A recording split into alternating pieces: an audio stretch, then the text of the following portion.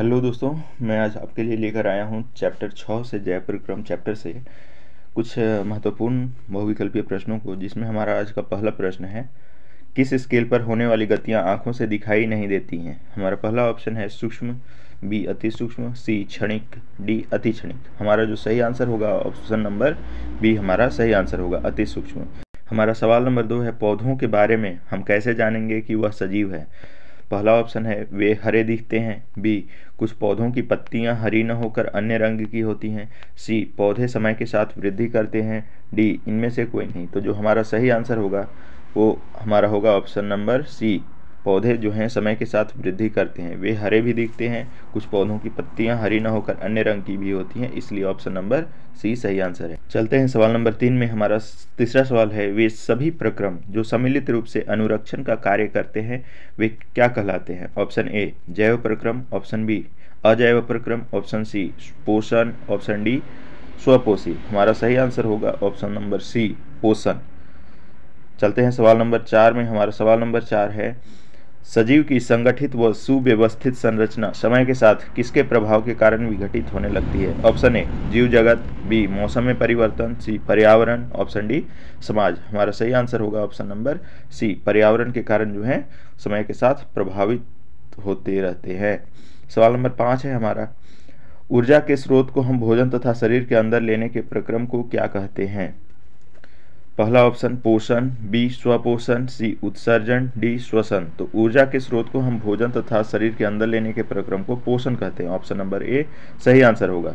चलते हैं सवाल नंबर 6 में। हमारा सवाल नंबर 6 है, क्षति तथा टूट फूट रोकने के लिए किसकी आवश्यकता होती है। पहला ऑप्शन है अनुरक्षण प्रक्रम, बी ऊर्जा, सी ए और बी दोनों, ऑप्शन डी क्रियाओं की।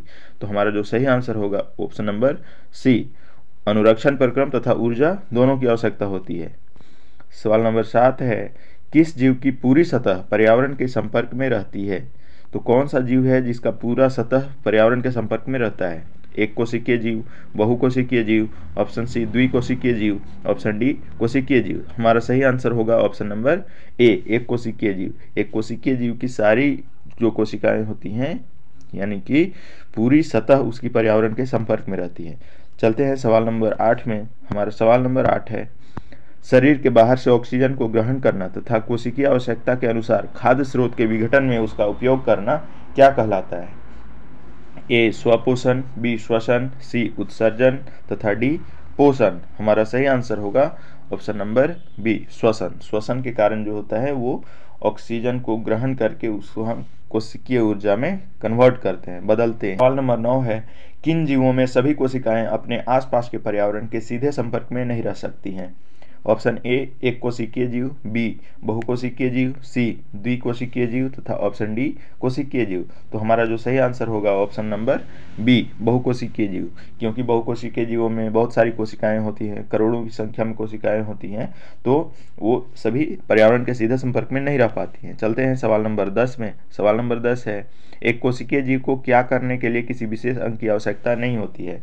तो भोजन ग्रहण करने के लिए, गैसों का आदान प्रदान करने के लिए, सी वर्ज्य पदार्थों के निष्कासन के लिए, ऑप्शन डी उपरोक्त सभी।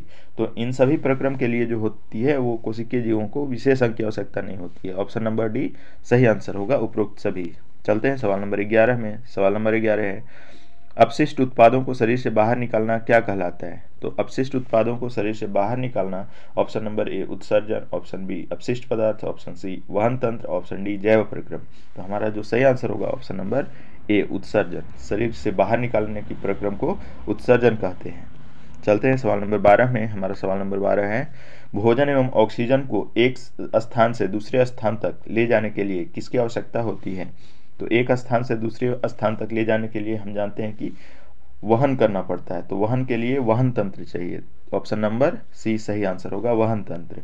चलते हैं सवाल नंबर 13 में। हमारा सवाल नंबर 13 है, जटिल पदार्थों को सरल पदार्थों में खंडित करना ताकि ये जीव के समारक्षण तथा वृद्धि में प्रयुक्त हो सकें, इसे प्राप्त करने के लिए कौन से जैव उत्प्रेरक का उपयोग किया जाता है। Option A chlorophyll, option B juice, option C enzyme तथा ऑप्शन डी उपरोक्त सभी। तो जटिल पदार्थों को सरल पदार्थों में खंडित करने का काम एंजाइम करता है, इसलिए हमारा ऑप्शन नंबर सी सही होगा।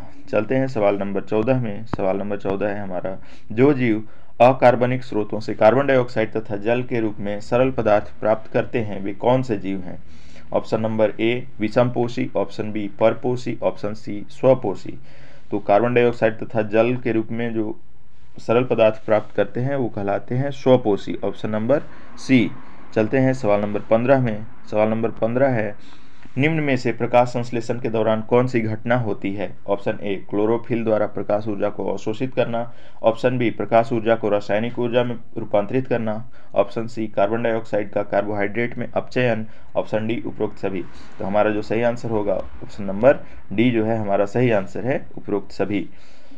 चलते हैं सवाल नंबर 16 में। सवाल नंबर 16 है हमारा, स्वपोषी जीव की कार्बन तथा ऊर्जा की आवश्यकताएं किसके द्वारा पूरी होती हैं? तो स्वपोषी जीवों की जो ऊर्जा की आवश्यकता होती है वो प्रकाश संश्लेषण के द्वारा पूरी होती है, ऑप्शन नंबर सी सही आंसर होगा। 17 नंबर सवाल में चलते हैं। 17 नंबर सवाल है, एक पत्ती की अनुप्रस्थ काट का सूक्ष्मदर्शी द्वारा अवलोकन करने पर कोशिकाओं में हरे रंग के बिंदु दिखाई देते हैं, इन बिंदुओं को क्या कहते हैं? ए क्लोरो, बी फ्लोरो, सी क्लोरोफ्लोरो, डी क्लोरोप्लास्ट। तो अनुप्रस्थ काट का सूक्ष्मदर्शी द्वारा जब हम अवलोकन करते हैं तो हरे रंग का जो बिंदु दिखाई देता है उसे हम लोग कहते हैं क्लोरोप्लास्ट, ऑप्शन नंबर डी सही आंसर होगा क्लोरोप्लास्ट। चलते हैं सवाल नंबर 18 में। सवाल नंबर 18 है हमारा, मरुद्भिद पौधे रात्रि में क्या लेते हैं? तो मरुद्भिद पौधे रात्रि में जो होते हैं वो कार्बन डाइऑक्साइड लेते हैं, ऑप्शन नंबर ए सही आंसर होगा। चलते हैं 19 नंबर सवाल की ओर। 19 नंबर सवाल है, मनुष्य में वृक्क एक तंत्र का भाग है जो संबंधित है। सवाल हमारा पूछ रहा है कि मनुष्य में वृक्क किस तंत्र का भाग है? ए पोषण तंत्र, बी श्वसन तंत्र, सी उत्सर्जन तंत्र, डी परिवहन तंत्र। तो जो वृक्क है वो हमारा उत्सर्जन तंत्र का भाग है, ऑप्शन नंबर सी। हमारा सवाल नंबर 20 है, पादप में जाइलम उत्तरदायी है?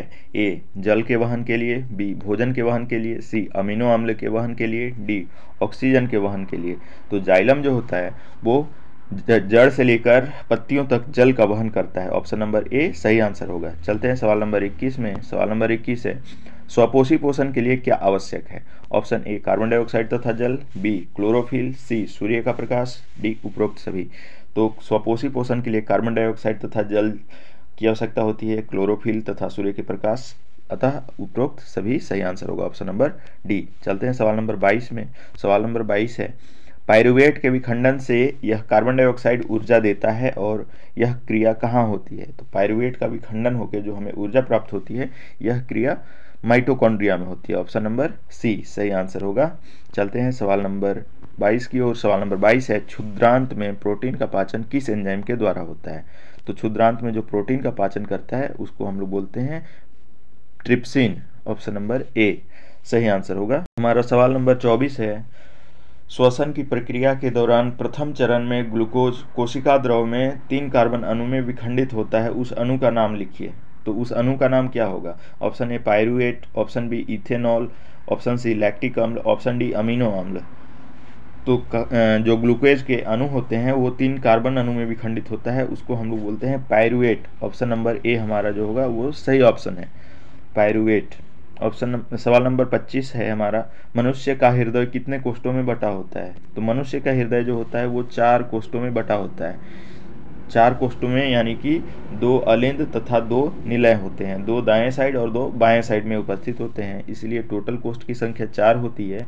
चलते हैं सवाल नंबर 26 में। हमारा सवाल नंबर 26 है, पादप में फ्लोएम किस लिए उत्तरदायी होता है? जल के वहन के लिए, भोजन के वहन के लिए, अमीनो अम्ल के वहन के लिए, ऑप्शन डी ऑक्सीजन के वहन के लिए। तो फ्लोएम होता है वो पादपों में बने हुए भोजन का वहन करता है, तो इसलिए हमारा सही ऑप्शन होगा ऑप्शन नंबर बी भोजन का वहन। चलते हैं सवाल नंबर 27 में। हमारा सवाल नंबर 27 है, मानव रक्त में उपस्थित यूरिया की सामान्य मात्रा कितनी होती है? तो मानव रक्त में उपस्थित यूरिया की सामान्य मात्रा 20 मिलीग्राम होती है, ऑप्शन नंबर बी। चलते हैं सवाल नंबर 28 में। 28 नंबर सवाल है, मैग्नीशियम पाया जाता है, मैग्नीशियम कहाँ पर पाया जाता है? ए क्लोरोफिल में, बी श्वेत रक्तकण में, सी वर्णिलवक में। तो हमारा जो सही आंसर होगा ए क्लोरोफिल में, मैग्नीशियम जो होता है वो क्लोरोफिल में पाया जाता है। सवाल नंबर 29 की ओर चलते हैं। सवाल नंबर 29 है हमारा, प्रकाश संश्लेषण द्वारा किसकी प्राप्ति होती है? प्रकाश संश्लेषण द्वारा ए वसा, B protein, C glucose, D प्रकाश। तो प्रकाश संश्लेषण द्वारा जो होती है वो ग्लूकोज की प्राप्ति होती है पेड़ पौधों को, जिससे वो अपना भोजन के रूप में उपयोग करते हैं। सवाल नंबर 30 है हमारा, मत्स्य का मुख्य श्वसन अंग कौन सा है? मत्स्य मतलब मछली, तो मछली जो होती है अपने गलफड़े से सांस लेती है, तो इसलिए जो ऑप्शन नंबर सी होगा वो गिल्स जो है मुख्य श्वसन अंग है मत्स्य में। हमारा सवाल नंबर 31 है, रेजिन एवं गोंद कहाँ संचित रहता है? ए फ्लोएम में, बी कॉर्टेक्स में, सी छाल में, डी पुराने जाइलम में। तो हमारा जो सही आंसर होगा ऑप्शन नंबर डी, रेजिन एवं गोंद जो होते हैं वो पुराने जाइलम में संचित रहते हैं। सवाल नंबर 32 है हमारा, निम्न में से कौन उत्सर्जी अंग है? उत्सर्जी अंग यानी कि उत्सर्जन का प्रक्रम करता है। ऑप्शन ए वृक्क, ऑप्शन बी आँख, सी अग्न्याशय, डी कोई नहीं। तो किडनी जो हम लोग जानते हैं कि ब्लड को प्यूरिफाई करता है तथा उसे मूत्र विसर्जन के रूप में बाहर निकाल देता है, तो ऑप्शन नंबर ए सही आंसर होगा वृक्क।